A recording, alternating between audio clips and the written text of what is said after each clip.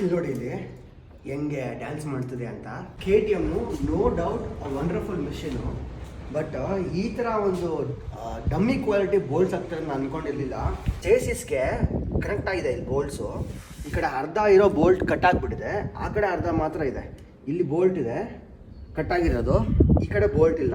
ಇದು ಗೊತ್ತಿಲ್ಲದಿರೋಣ ನಾನು ಸುಮಾರು 2000 ಕಿಲೋಮೀಟ್ರು 2 ರೈಡ್ ಓಡಿಸಿದ್ದೀನಿ. ಏನೋ ನಾಯ್ಸ್ ಬರ್ತಿದೆ ಅಂತ ಸಸ್ಪೆನ್ಷನ್ ಚೆಕ್ ಮಾಡ್ತಿದ್ದೀನಿ.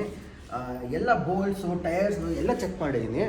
ಅಲ್ಲಿ ನೋಡಿದ್ರೆ ನನ್ನ ಚೈನ್ ಲೂಪ್ ಮಾಡ್ಬೇಕಾದ್ರೆ ಅಬ್ಸರ್ವ್ ಮಾಡೋದಕ್ಕೆ ಗೊತ್ತಾಯಿತು, ಇಲ್ಲಿ ಈ ಕಡೆನೂ ಬೋಲ್ಟ್ ಇಲ್ಲ, ಆ ಕಡೆನೂ ಬೋಲ್ಟ್ ಇಲ್ಲ. ನೋಡಿ ಇಲ್ಲಿ ಬೋಲ್ಟೇ ಮಿಸ್ ಆಗಿದೆ. ಆ ಕಡೆ ಅರ್ಧ ಇದೆ, ಈ ಕಡೆ ಅರ್ಧ ಇಲ್ಲ. ಈ ಕಡೆ ಇರೋ ಬೋಲ್ಟು ಈ ಕಡೆ ಅರ್ಧ ಕಟ್ ಆಗಿದೆ ಬೋಲ್ಟು. ಕ್ಯಾಮ್ರಾ ಕಾಣಿಸಲ್ಲ, ಬಟ್ ಒಳಗಡೆ ಬೋಲ್ಟೇ ಇಲ್ಲ. ಅಷ್ಟು ಡಮ್ಮಿ ಕ್ವಾಲಿಟಿ ಬೋಲ್ಟ್ಸು ನೋಡಿ, ಈ ಥರ ಬೋಲ್ಟ್ಸ್ ಹಾಕಿದ್ದಾರೆ.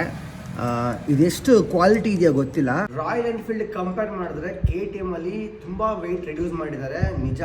ವೆಯ್ಟ್ ರೆಡ್ಯೂಸ್ ಮಾಡಬೇಕು ನಿಜ, ಬಟ್ ವೆಯ್ಟ್ ರೆಡ್ಯೂಸ್ ಮಾಡಬೇಕು ಅಂತ ಈ ಥರ ಡಮ್ಮಿ ಕ್ವಾಲಿಟಿ ಐಟಮ್ಸ್ಗಳು ಹಾಕೋದು ಇಲ್ಲ ಸೇಫ್ಟಿನ ಕಾಂಪ್ರಮೈಸ್ ಮಾಡೋದು ಎಷ್ಟು ಸರಿ?